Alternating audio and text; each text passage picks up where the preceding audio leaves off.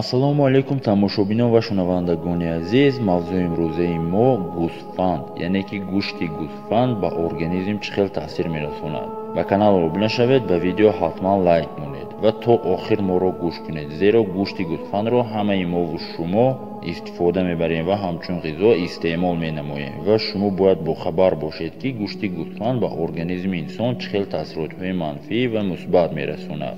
беҳтарини гӯсфанд он гӯсфанде ки 1 сола то 2 солаи он мебошад ки фарбеҳ бошад. 3 сола ё ки аз он боло бошад, дар он гӯшташ сахт мешавад, душворҳазм мебошад ва хӯрдани гӯшти кӯҳнасоли он моддаҳои мурдор дар бадан пайдо мегардонад. беҳтарин ҷойи гӯшташ барои истеъмол гӯшти гардан, китф ва наздикии он ҷойҳост. миҷозаш дар дараҷаи дуюм гарм ва тар аст. хислатҳои шифобахшиаш бошад: гӯшти гӯсфанд тез ҳазм мешавад. дар таркибаш моддаҳои ғизоӣ бисёр аст. дар организми инсон хуни устувор пайдо мекунад, ба организм қувват мебахшад, баданро фарбеҳ мегардонад ва аз ин гӯштҳои мувофиқтарин барои бадани инсон ҳисоб меёбад.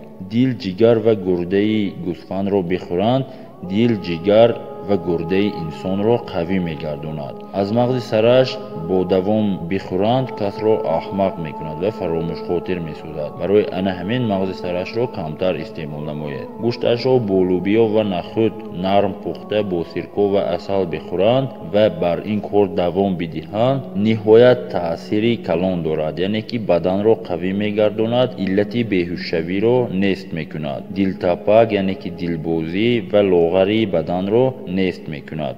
равғанашро ҳангоми куштан гармогарм фурӯ баранд, ҳамчунин гудохта нимгарм бихӯранд. барои сурфа, дардҳои узвҳои даруни сина, зиққун нафас яъне ки бронхиальная астма мегӯянд, сӯзиши пешоб яъне ки сӯзок, давои бисёр ҳам таъсирбахш мебошад.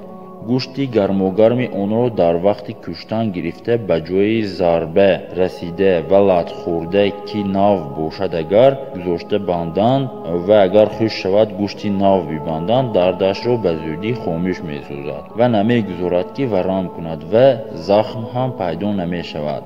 агар инро бо пӯсташ ҳам иҷро кунанд, ана ҳамин таъсиротҳоро ба ҷои зарбхӯрда, латхӯрда мерасонад.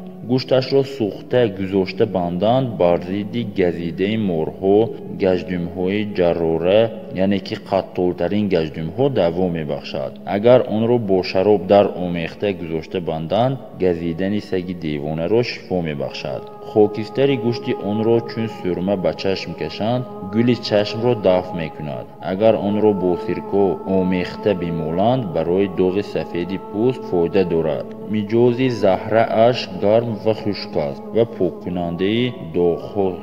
агар инро танҳо ба чашм бикашанд, гули чашмро пок мекунад. заҳраи онро бо асал омехта карда бимоланд, ҳама ин навъҳои шукуфаи пӯстро шифо мебахшад. ба заҳраи он сарро бишӯянд, хусусан бо асал омехта карда бишӯянд, сабусаки сарро нест мекунад. хунашро гармогарм бимоланд, хориш, қутури пӯст ва аъзои сӯхтагиро ҳамон дам сиҳат мегардонад.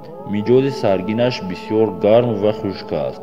агар инро бимоланд ва ё гузошта банданд, варамҳое ки дар организм пайдо мешавад, онҳоро нест мекунад ва захмҳоро ба ҳам оварда шифо мебахшад. саргинашро бо мӯмравған ки аз равғани гули сурх ва мӯми занбури асал тайёр карда бошанд гузошта банданд, сӯхтагии оташро шифо мебахшад. бо сирко хамир карда гузошта банданд, шаро яъне ки аллергияро, озахҳои гуногун ва гӯшти зиёдати рӯи пӯсти омадаро нест мекунад. сӯхтагии оташ ва милкаки нохунро шифо мебахшад. саргини онро дар гулоб тар карда баъд гузошта банданд, пӯчак ва чиртакҳоро мекафонад.